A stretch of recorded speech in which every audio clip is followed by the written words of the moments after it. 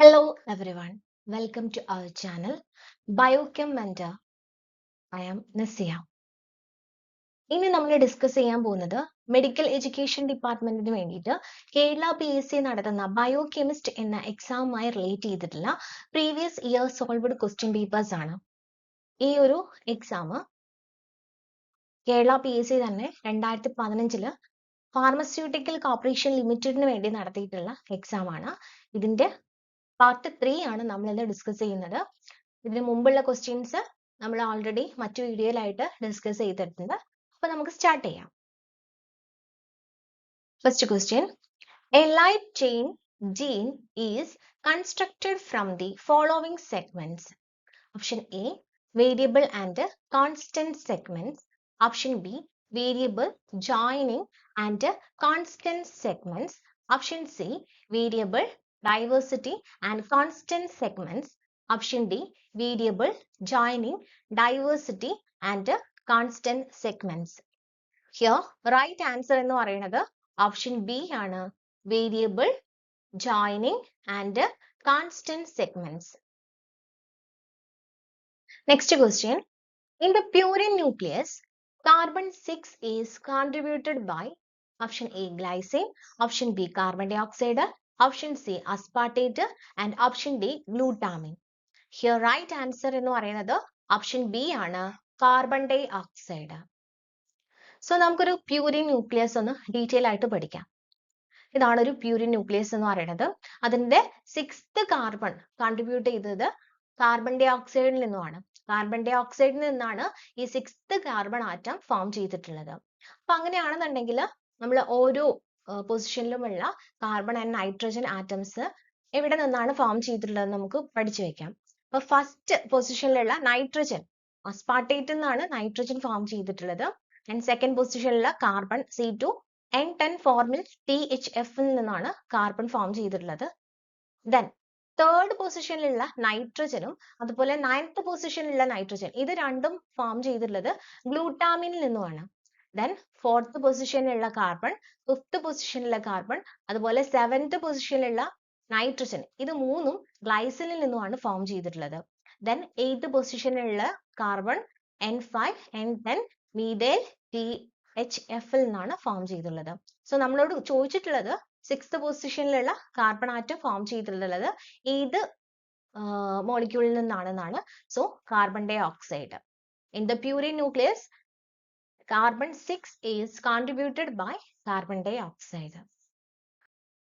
Next question, some neurotransmitters can have either excitatory or inhibitory effects depending on the type of. Option A, receptors on the postsynaptic neuron. Option B, synaptic vesicle in the axon. Option C, neuromodulator involved. Option D, postsynaptic potentials on the synaptic nerve. Here right answer option A ആണ്, receptors on the postsynaptic neuron. Okay, so നമുക്ക് എന്താണ് neuro transmitter എന്നുള്ളതിന്റെ definition എന്താന്ന് നോക്കാം. Neurotransmitters are endogenous chemicals that allow neurons to communicate with each other throughout the body. Okay, അപ്പോൾ രണ്ട് neurons തമ്മിൽ communicate ചെയ്യുന്നത് അല്ലെങ്കിൽ മെസ്സേജുകൾ പാസ് ചെയ്യുന്നത് ന്യൂറോ ട്രാൻസ്മിറ്റേഴ്സിന്റെ ഫോമിലാണ്. Okay, neurotransmitters are endogenous chemicals that allow neurons to communicate with each other throughout the body. നമ്മുടെ ക്വസ്റ്റ്യനിൽ തന്നെ പറഞ്ഞിട്ടുണ്ടല്ലേ, ഒരു ന്യൂറോ ട്രാൻസ്മിറ്റർ എന്ന് പറയുന്നത് either excitatory or inhibitory ആയിരിക്കുന്ന. സോ ഇത് എന്തിനെ ഡിപ്പെൻഡ് ചെയ്തായിരിക്കും എന്നുള്ളതാണ് നമ്മുടെ ക്വസ്റ്റ്യനിൽ ചോദിച്ചിട്ടുള്ളത്. സോ ഇത് ഒരു പോസ്റ്റ് സിനാപ്റ്റിക് ന്യൂറോണിന്റെ റിസപ്റ്ററിനെ ഡിപ്പെൻഡ് ചെയ്തിരിക്കും. ഓക്കെ, ഇതാണ് ഒരു പ്രീ സിനാപ്റ്റിക് ന്യൂറോൺ എന്ന് പറയുന്നത്.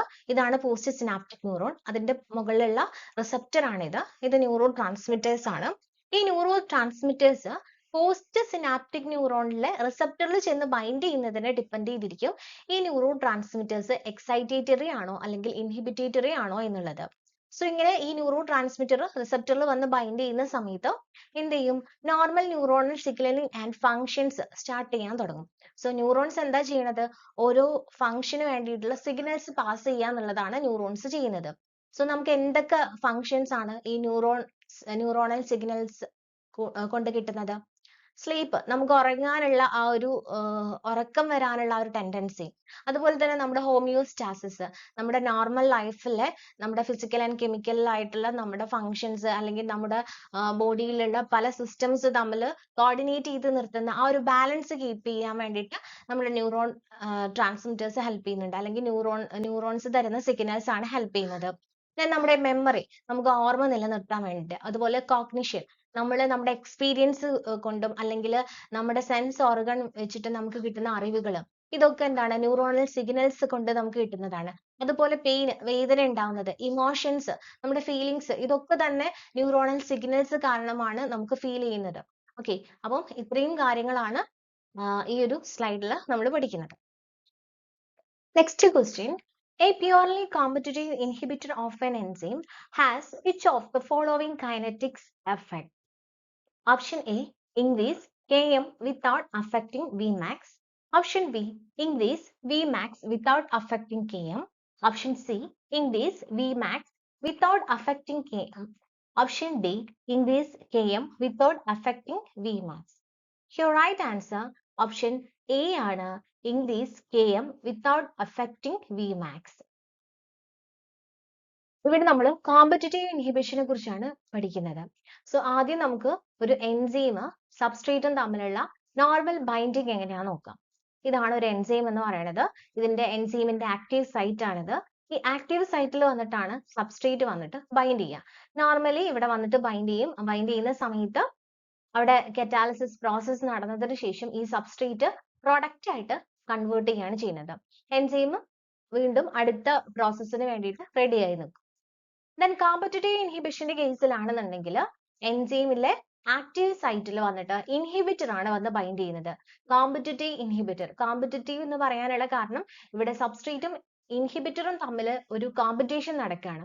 അങ്ങനെ കോമ്പറ്റീഷൻ നടന്നിട്ട് ഇൻഹിബിറ്റർ വന്നിട്ട് എൻസൈമിൽ വന്ന് ബൈൻഡ് ചെയ്താൽ സബ്സ്ട്രേറ്റിന് എന്ത് ചെയ്യാൻ പറ്റില്ല, അതിന് എൻസൈമിൽ ബൈൻഡ് ചെയ്യാൻ പറ്റില്ല. അപ്പൊ അതവിടെ ഫ്രീ ആയിട്ട് നിൽക്കുകയാണ്.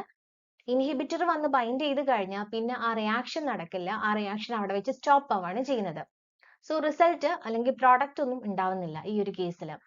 നോൺ കോമ്പറ്റിറ്റീവ് ഇൻഹിബിഷന്റെ കേസിൽ ആക്റ്റീവ് സൈറ്റ് അവിടെ ഫ്രീ ആയിട്ട് കിടക്കുകയാണ്. പക്ഷേ ഒരു നോൺ കോമ്പറ്റിറ്റീവ് ഇൻഹിബിറ്റർ മറ്റൊരു സൈറ്റിൽ, എൻസൈമിന്റെ മറ്റൊരു സൈറ്റിൽ വന്ന് ബൈൻഡ് ചെയ്യുന്ന സമയത്ത് ആക്റ്റീവ് സൈറ്റിന്റെ ഷേപ്പ് അങ്ങോട്ട് ചേഞ്ച് ചെയ്യും. ഇങ്ങനെ ഷേപ്പ് ചേഞ്ച് ആയി കഴിഞ്ഞാൽ സബ്സ്ട്രേറ്റിന് വന്നിട്ട് ആക്റ്റീവ് സൈറ്റിൽ വന്ന് ബൈൻഡ് ചെയ്യാൻ പറ്റില്ല. അങ്ങനെ റിയാക്ഷൻ അവിടെ വെച്ച് സ്റ്റോപ്പ് ആണ്, പ്രോഡക്ട്സ് ഒന്നും ഉണ്ടാവുന്നില്ല. അപ്പം ഇതാണ് competitive inhibition and non competitive inhibition എന്ന് പറഞ്ഞിട്ട് രണ്ട് ഇൻഹിബിഷനെ കുറിച്ച് പറയാനുള്ളത്. സോ നമ്മുടെ ക്വസ്റ്റ്യനിൽ എന്താ ചോദിച്ചിട്ടുള്ളത്? A purely competitive inhibitor of an enzyme has which of the following kinetic effects? ഒരു കോമ്പറ്റിറ്റീവ് ഇൻഹിബിറ്ററിന്റെ കേസിൽ കോമ്പറ്റിറ്റീവ് ഇൻഹിബിഷൻ നടക്കുന്ന സമയത്ത് എൻസൈമിൽ വരുന്ന കൈനറ്റിക് എഫക്ട്സ് എന്താണെന്നാണ് ചോദിച്ചിട്ടുള്ളത്. സോ നമ്മൾ പറഞ്ഞു ഇവിടുത്തെ റൈറ്റ് ആൻസർ എന്ന് പറയുന്നത് ഓപ്ഷൻ എ ആണ്, increase Km without affecting Vmax എന്നുള്ളതാണ്. സോ Km വാല്യൂ ഇൻക്രീസ് ചെയ്യുന്നുണ്ട് വിത്തൗട്ട് അഫക്റ്റിംഗ് Vmax. സോ എന്താണ് Km വാല്യൂ എന്ന് പറയുന്നത്? Km വാല്യൂ എന്ന് പറയുന്നത് മൈക്കാലിസ് മെന്റൻ കോൺസ്റ്റന്റിനെയാണ് നമ്മൾ Km വാല്യൂ എന്ന് പറയുന്നത്. അതായത് is the concentration of the substrate. ഇതെന്ന് പറയുന്നത് Km വാല്യൂ എന്ന് പറയുന്നത് ഒരു സബ്സ്ട്രേറ്റിന്റെ കോൺസെൻട്രേഷൻ ആണ്. when half of the active binding site of an enzymes are occupied by the substrate. Okay, അപ്പം എൻസൈംസിന് അവിടെ എത്രത്തോളം എൻസൈം ഉണ്ടോ അതിന്റെ പകുതി ആക്റ്റീവ് സൈറ്റുകൾ സബ്സ്ട്രേറ്റ് വന്ന് ബൈൻഡ് ചെയ്ത് ഫിൽ ആവുന്ന ഒരു കണ്ടീഷനെയാണ് നമ്മൾ Km വാല്യൂ എന്ന് പറയുന്നത്. then Vmax എന്ന് പറഞ്ഞാലോ മാക്സിമം വെലോസിറ്റി ആണ്. മാക്സിമം വെലോസിറ്റി ആണ് Vmax എന്ന് പറയുന്നത്. സോ കോമ്പറ്റിറ്റീവ് ഇൻഹിബിഷന്റെ കേസിൽ increase Km value without affecting Vmax. Next question, which of the following is not a step taken to produce recombinant DNA using human DNA? Option A, isolate and purify DNA from tissues and from plasmids. Option B, use retroviruses to circularize DNA. Option C, cut both human and plasmid DNA with the same restriction enzymes. Option D, seal human DNA fragments into plasmids with the DNA ligase. Your right answer എന്ന് പറയുന്നത് option B ആണ്, use retroviruses to circularize DNA. Okay, അപ്പോൾ ഈ ഒരു option മാത്രമാണ് recombinant DNA പ്രോസസ്സിൽ വരാത്തത്.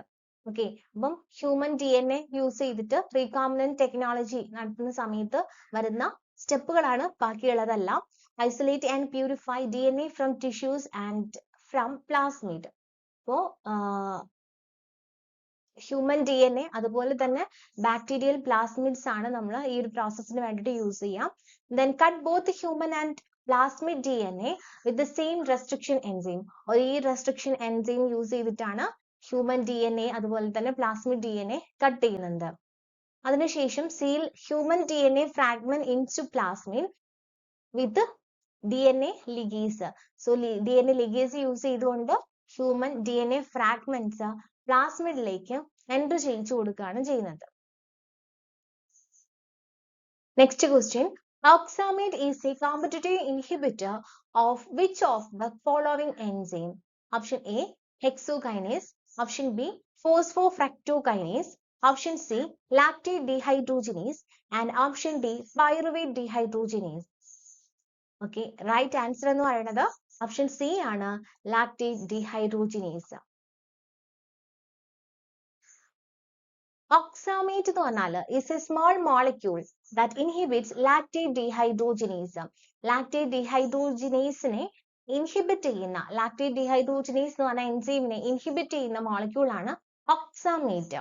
So lactate dehydrogenase എന്ന് പറഞ്ഞ enzyme catalyses the conversion of pyruvate to lactate. പൈറുവേറ്റിനെ ലാക്ടേറ്റ് ആയിട്ട് കൺവേർട്ട് ചെയ്യുന്ന ആ ഒരു പ്രോസസ്സ്, ഗ്ലൈക്കോളിസിസിലെ ആ ഒരു പ്രോസസ്സിനെ കാറ്റലൈസ് ചെയ്യുന്ന എൻസൈമാണ് ലാക്ടേറ്റ് ഡീഹൈഡ്രോജിനേസ് എന്ന് പറയുന്നത്. ഈ എൻസൈമിനെ ഇൻഹിബിറ്റ് ചെയ്യുന്ന മോളിക്യൂൾ ആണ് ഓക്സാമേറ്റ്. LDH is a key regulator of glycolysis, and oxamate inhibits LDH by competing with the pyruvate for its binding site of the enzyme. Next question, a high ratio of insulin to glucagon can, option A, promote glycogenolysis. Option B, found in type 1 diabetes mellitus. Option C, occurs during fasting state. Option D, promotes synthesis of glycogen. Your right answer, option D ആണ്, promote synthesis of glycogen. Okay, so ഇവിടെ പറഞ്ഞിരിക്കുന്നത് insulin and glucagon എന്ന് പറഞ്ഞിട്ടുള്ള രണ്ട് ഹോർമോൺസിനെ കുറിച്ചാണ് പറഞ്ഞിട്ടുള്ളത്. ഇൻസുലിന്റെ function എന്താണ്? ഗ്ലൂക്കോസിന്റെ rate കുറയ്ക്കുക എന്നുള്ളതാണ് ഇൻസുലിന്റെ മെയിൻ ആയിട്ടുള്ള ഫംഗ്ഷൻ. എന്നാൽ ഗ്ലൂക്കഗോൺ അതിന്റെ നേരെ ഓപ്പോസിറ്റ് ഫംഗ്ഷൻ ആണ്. ബ്ലഡ് ഗ്ലൂക്കോസ് ലെവലിനെ ഇൻക്രീസ് ചെയ്യാൻ വേണ്ടി ഹെൽപ്പ് ചെയ്യുന്ന ഹോർമോൺ ആണ് ഗ്ലൂക്കഗോൺ എന്ന് പറയുന്നത്. So a high ratio of insulin to glucagon can promote synthesis of glycogen. അതായത് ഇൻസുലിന്റെ റേറ്റ് ബ്ലഡിൽ കൂടുന്ന സമയത്ത് എന്ത് ചെയ്യും? ഗ്ലൂക്കോസിന്റെ ലെവല് കുറയ്ക്കാനാണ് ആ ഇൻസുലിൻ ശ്രമിക്കുക അല്ലെ. സോ ഇൻസുലിന്റെ റേറ്റ് കുറയ്ക്കുന്ന ഒരു പ്രോസസ് ആണ് ഇവിടെ കൊടുത്തിട്ടുള്ളത്. പ്രൊമോട്ട് സിന്തസിസ് ഓഫ് ഗ്ലൈക്കോജൻ, അതായത് ഗ്ലൈക്കോജൻ ഫോം ചെയ്യുക ഗ്ലൂക്കോസ് എന്നാണ് ഗ്ലൈക്കോജൻ ഫോം ചെയ്യുക. നമ്മുടെ ബ്ലഡിൽ എക്സസ് ആയിട്ട് വരുന്ന ഗ്ലൂക്കോസിനൊക്കെ നമ്മുടെ ബോഡി ഗ്ലൈക്കോജൻ ആയിട്ട് മസിലിലോ ലിവറിലോ ഒക്കെ സ്റ്റോർ ചെയ്ത് വെക്കുകയാണ് ചെയ്യുക. സോ ഇവിടെ കൊടുത്തിരിക്കുന്ന ഓപ്ഷനിൽ ഇൻസുലിൻ എന്ത് ചെയ്യും? Promote synthesis of glycogen. A high insulin to glucose can indicate glucose storage and increase protein synthesis and suppression of gluconeogenesis. So, ഒരു high insulin to glucagon ratio എന്ന് പറയുന്നത് ഗ്ലൂക്കോസ് സ്റ്റോറേജ് ഇൻക്രീസ് ചെയ്യും. അതായത് ഗ്ലൂക്കോസിന്റെ storage എന്ന് പറഞ്ഞാൽ glycogen സിന്തസിസിനെ promote ചെയ്യും. And increase protein synthesis and suppression of gluconeogenesis. മാത്രമല്ല ഗ്ലൂക്കോസിന്റെ പ്രൊഡക്ഷനെ suppress ചെയ്യുകയും ചെയ്യും. അതായത് ഗ്ലൂക്കോനിയോജനസിസ് എന്ന് പറഞ്ഞാൽ ഗ്ലൂക്കോസിന്റെ പ്രൊഡക്ഷനെയാണ് ഗ്ലൂക്കോനിയോജനസിസ് എന്ന് പറയുന്നത്. അപ്പൊ ആ ഒരു പ്രോസസ്സ് സപ്രസ് ചെയ്യും. കാരണം ഗ്ലൂക്കോസ് ഉണ്ടായി കഴിഞ്ഞാൽ ബ്ലഡ് ഗ്ലൂക്കോസ് ലെവൽ വീണ്ടും കൂടുകയാണ് ചെയ്യുക. അപ്പം അത് വരാതിരിക്കാൻ വേണ്ടിയിട്ട് മാക്സിമം ഗ്ലൂക്കോനിയോജനസിസ് എന്ന് പറഞ്ഞ പ്രോസസ്സ് സപ്രസ് ചെയ്യുകയും ചെയ്യും.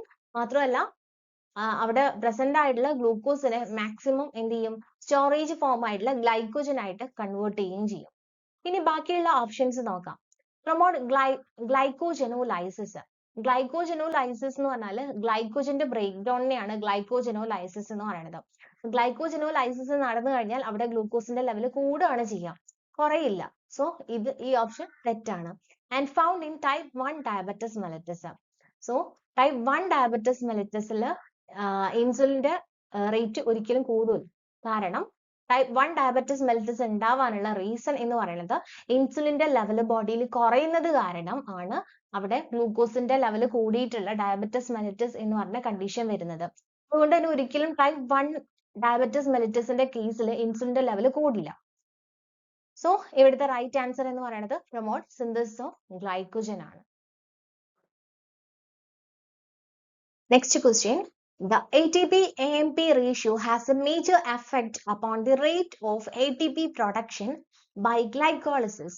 ATP and AMP bind to allosteric sites on option A, hexokinase, option B, glucokinase, option C, phosphofructokinase 1 and option D, phosphofructokinase 2.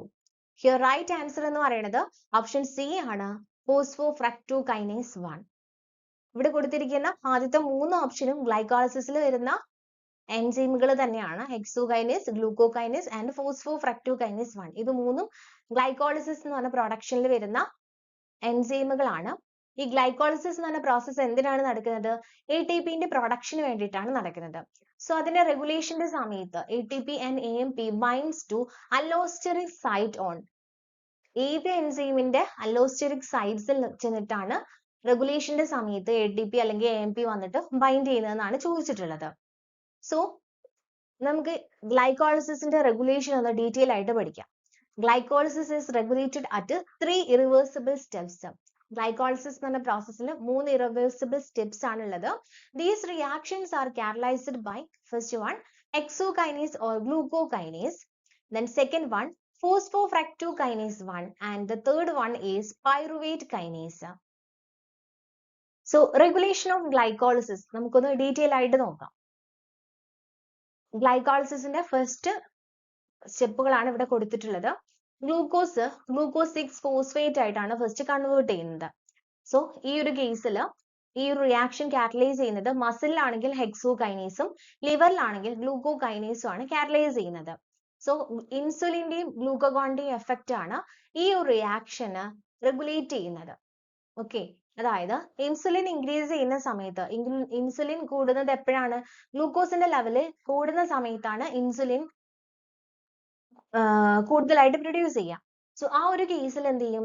ഗ്ലൂക്കോസിന്റെ level കുറയ്ക്കണം. ഗ്ലൂക്കോസിന്റെ ലെവൽ കുറയ്ക്കാൻ വേണ്ടിയിട്ട് ഗ്ലൈക്കോളിസിസ് എന്ന് പറഞ്ഞ പ്രോസസ്സ് ഇൻക്രീസ് ചെയ്യാൻ തുടങ്ങും. ഗ്ലൈക്കോളിസിസ് എന്ന് പറഞ്ഞാൽ ഗ്ലൂക്കോസിനെ സ്പ്ലിറ്റ് ചെയ്തിട്ട് എനർജി പ്രൊഡ്യൂസ് ചെയ്യുന്ന പ്രോസസ്സിനെയാണ് ഗ്ലൈക്കോളിസിസ് എന്ന് പറയുന്നത്. സോ മാക്സിമം ഗ്ലൂക്കോസിനെ യൂട്ടിലൈസ് ചെയ്ത് തീർക്കുകയാണ് ചെയ്യുന്നത്. സോ ആ ഒരു കേസിൽ എന്ത് ചെയ്യും? ഈ ഒരു റിയാക്ഷന്റെ റേറ്റ് ഇൻക്രീസ് ചെയ്യും. സോ ഇൻസുലിന്റെ റേറ്റ് കൂടുന്ന സമയത്ത് ഓട്ടോമാറ്റിക്കലി എന്ത് ചെയ്യും? ഗ്ലൂക്കഗോണിന്റെ റേറ്റ് ബ്ലഡിൽ കുറയാണ് ചെയ്യുന്നത്. ദെൻ നേരെ ഓപ്പോസിറ്റ് ആയിട്ട് നടക്കുകയാണെങ്കിലോ, ഗ്ലൂക്കഗോണിന്റെ റേറ്റ് കൂടിക്കഴിഞ്ഞാൽ എന്ത് ചെയ്യും? ഗ്ലൂക്കോസിന്റെ ലെവല് മെയിൻറ്റെയിൻ ചെയ്ത് നിർത്തണം, അല്ലെങ്കിൽ ഗ്ലൂക്കോസിന്റെ ലെവൽ ഇൻക്രീസ് ചെയ്യാനാണ് ഗ്ലൂക്കഗോൺ നോക്കുക. സോ ആ ഒരു സമയത്ത് എന്ത് ചെയ്യും? ഗ്ലൂക്കോസ് 6 ഫോസ്ഫേറ്റ് ആയിട്ട് കൺവേർട്ട് ചെയ്യില്ല. ആ റിയാക്ഷൻ അവിടെ സ്റ്റോപ്പ് ചെയ്ത് വെക്കും. ആ ഒരു രീതിയിലാണ് ലിവറിൽ വെച്ചിട്ട് ഗ്ലൂക്കോസ് 6 ഫോസ്ഫേറ്റ് ആയിട്ട് കൺവേർട്ട് ചെയ്യുന്ന ഈ ഒരു പ്രോസസ്സ് റെഗുലേറ്റ് ചെയ്യുന്നത്. ഇനി മസിലിലാണെങ്കിൽ മസിലിൽ വെച്ചിട്ടാണ് ഗ്ലൂക്കോസ് 6 ഫോസ്ഫേറ്റ് ആയിട്ട് കൺവേർട്ട് ചെയ്യുന്ന റിയാക്ഷന് ഹെക്സോകൈനേസ് എന്ന് പറഞ്ഞ എൻസൈം കാറ്റലൈസ് ചെയ്യുന്നത്. സോ ഇവിടെ ഫീഡ്ബാക്ക് ഇൻഹിബിഷൻ ആണ് നടക്കുന്നത്. ഫീഡ്ബാക്ക് ഇൻഹിബിഷൻ എന്ന് പറഞ്ഞാൽ ഗ്ലൂക്കോസ് 6 ഫോസ്ഫേറ്റിന്റെ ലെവൽ ഒരു പരിധിയിൽ കൂടിക്കഴിഞ്ഞാൽ ഫീഡ്ബാക്ക് ഇൻഹിബിഷൻ നടന്നിട്ട് എന്ത് ചെയ്യും? ഈ ഒരു പ്രോസസ്സിനെ റെഗുലേറ്റ് ചെയ്യും. ദെൻ അത് കഴിഞ്ഞിട്ടുള്ള next step glucose 6 phosphate fructose 6 phosphate ആയിട്ട് കൺവേർട്ട് ചെയ്യും. ഇത് റിവേഴ്സിബിൾ സ്റ്റെപ്പ് ആണ്. അതും കഴിഞ്ഞ് അടുത്ത സ്റ്റെപ്പ് ഫ്രക്ടോസ് 6 ഫോസ്ഫേറ്റ് എന്തായിട്ട് കൺവേർട്ട് ചെയ്യുന്നുണ്ട്? ഫ്രക്ടോസ് 1,6 ബിസ് ഫോസ്ഫേറ്റ് ആയിട്ട് കൺവേർട്ട് ചെയ്യുന്നത്. ഇതൊരു ഇറിവേഴ്സിബിൾ സ്റ്റെപ്പ് ആണ്. ഇവിടെ കാറ്റലൈസ് ചെയ്യുന്ന എൻസൈമാണ് ഫോസ്ഫോഫ്രക്ടോകൈനേസ് 1 എന്ന് പറയുന്നത്. സോ ഈ ഒരു റിയാക്ഷൻ റെഗുലേറ്റ് ചെയ്യാൻ വേണ്ടിയിട്ട് ചെയ്യുന്നത് എന്താണ്? ATP അതുപോലെ തന്നെ AMP. ATP എന്ന് പറയുന്നത് ഹൈ എനർജി ലെവൽ ആണ്. AMP എന്ന് പറയുന്നത് ലോ എനർജി ലെവൽ ആണ്. സോ ഇവ രണ്ടും തന്നെ അല്ലോസ്റ്റെറിക്കലി ഫോസ്ഫോഫ്രക്ടോകൈനേസിൽ വന്നിട്ട് ബൈൻഡ് ചെയ്യാണ്. അതായത് അതിന്റെ അല്ലോസ്റ്ററിക് സൈറ്റിൽ വന്നിട്ട് ബൈൻഡ് ചെയ്യുന്ന സമയത്താണ് ഈ ഒരു റിയാക്ഷൻ എന്ത് ചെയ്യുന്നത്, റെഗുലേറ്റ് ചെയ്യുന്നത്. അതുകൊണ്ട് തന്നെ നമ്മുടെ ആൻസർ എന്ന് പറയുന്നത് ഫോസ്ഫോഫ്രക്ടോകൈനേസ് 1 ആണ്. Then ലാസ്റ്റ് സ്റ്റെപ്പിൽ പൈറുവേറ്റ് കൈനേസ് എന്ന് പറഞ്ഞ എൻസൈമും എന്ത് ചെയ്യുന്നുണ്ട്, ഗ്ലൈക്കോളിസിസിന്റെ പ്രോസസ്സ് റെഗുലേറ്റ് ചെയ്യുന്നുണ്ട്. അവിടെയും ഫീഡ്ബാക്ക് ഇൻഹിബിഷൻ മൂലമാണ് ആ ഒരു പ്രോസസ്സ് റെഗുലേറ്റ് ചെയ്യുന്നത്. സോ ഫോസ്ഫോഫ്രക്ടോസ് കൈനേസ് 1 അല്ലോസ്റ്ററിക് ഇൻഹിബിഷൻ മൂലമാണ് ഗ്ലൈക്കോളിസിസിൽ എന്ന് പറഞ്ഞ പ്രോസസ്സിൽ റെഗുലേഷൻ നടത്തുന്നത്. Next question. The function of an adjuvant in a vaccine is option A, distribution, option B, absorption, option C, antigenicity, and option D, metabolism. Your right answer എന്ന് പറയുന്നത് option C ആണ്, antigenicity. Okay, so എന്താണ് ഈ adjuvant എന്ന് പറയുന്നത്? Adjuvant is a chemical substance added to vaccine to help the body produce a stronger immune response to the vaccine protein or sugar. The word adjuvant comes from the Latin means to help. Okay, so നമ്മൾ vaccine എന്തിനു വേണ്ടിയിട്ടാണ് use ചെയ്യുന്നത്? ഏതെങ്കിലും ഒരു disease ഉണ്ടാവുന്ന സമയത്ത് അതിന് against ആയിട്ട് ഒരു ഇമ്മ്യൂൺ റെസ്പോൺസ് ഉണ്ടാവാൻ വേണ്ടിയിട്ടാണ് അല്ലെ നമ്മൾ വാക്സിൻ യൂസ് ചെയ്യുന്നത്. സോ ആ വാക്സിന്റെ കൂടെ ആ ഒരു പ്രോസസ്സിന് ഇമ്മ്യൂൺ റെസ്പോൺസ് ഇൻക്രീസ് ചെയ്യാൻ വേണ്ടി ഹെൽപ്പ് ചെയ്യാൻ വേണ്ടിയിട്ട് ആഡ് ചെയ്യുന്ന സബ്സ്റ്റൻസിനെയാണ്, കെമിക്കൽസിനെയാണ് adjuvant എന്ന് പറയുന്നത്. Adjuvant is a chemical substance added to a vaccine to help the body produce a stronger immune response to the vaccine's protein or sugar. The word adjuvant comes from the Latin and means to help. Then antigenicity എന്ന് പറഞ്ഞാൽ എന്താണ്? Antigenicity describes the ability of a foreign material or antigen to bind to or interact with the products of the final cell-mediated response, such as B cell or T cell receptors. Okay, antigenicity describes the ability of foreign material അല്ലെങ്കിൽ antigen to bind to or interact with the products of the final cell-mediated response, such as B cell or T cell receptors. Next question. Which of the following statements about dietary fiber is or are correct? Option A. Insoluble fiber increases stool bulk and decreases transit time. Option B. Water-soluble fiber help to lower serum cholesterol in most people. And option C. Mucilaginous fiber slows the rate of digestion and absorption of carbohydrate. Your right answer, option D ആണ്, all of the above. Okay. So ഇവിടെ കൊടുത്തിരിക്കുന്ന എല്ലാ സ്റ്റേറ്റ്മെന്റ്സും എന്താണ്, correct ആണ്. Dietary ഫൈബേഴ്സിനെ കുറിച്ച് കൊടുത്തിരിക്കുന്ന എല്ലാ സ്റ്റേറ്റ്മെന്റ്സും correct ആണ്. അപ്പൊ നമുക്ക് ഒന്നുകൂടെ നോക്കാം. Insoluble fibre increases stool bulk and decreases transit time. Option B. Water soluble fiber helps to lower serum cholesterol in most people. Then mucilaginous fiber slows the rate of digestion and absorption of carbohydrate. So ഇവിടെ കൊടുത്തിരിക്കുന്ന ഈ transit time എന്താന്ന് നോക്കാം. Transit time, also known as Volgut transit time, is the time it takes for food to travel through the digestive system from the mouth to the anus.